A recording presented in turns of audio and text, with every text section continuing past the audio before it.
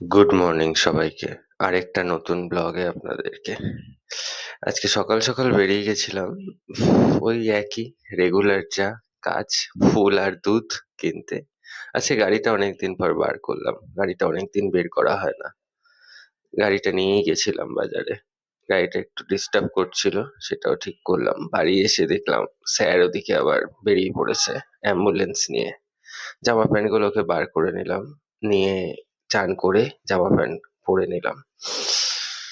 বেশ ঠান্ডা আছে আজকে, কিন্তু অতটাও ঠান্ডা নাই আজকে। অনেকদিন পর এই বেলটা পরছি। বেলটা বেশ সুন্দর, আমার খুব ফেভারিট বেলটা। ঠান্ডা আছে তাই হাতাগুলো পুরোই আটকে নিলাম। আবার গরম গরম লাগছিল, তারপর আবার গুটিয়ে রোল আপ করে নিলাম। আমার ফেভারিট পারফিউম তোমরা সবাই জানো, সেটা লাগিয়ে নিলাম। ব্রেকফাস্ট এসে গেছে। ডিম পোচটা আমার ব্রেকফাস্টে রোজই পাবে তোমরা। মা ওদিকে বই পড়ছে, আজকে মা ভিডিওতে দেখা গেছে মাকে।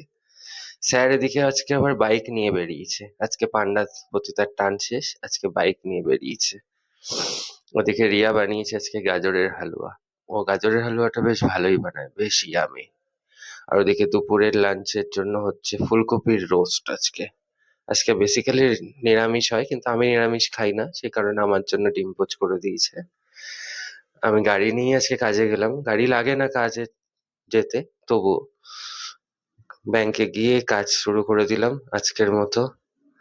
চলবে এখন 4টে, 4:30, 5টা অবধি। সবাই ভালো থাকো, সবাইকে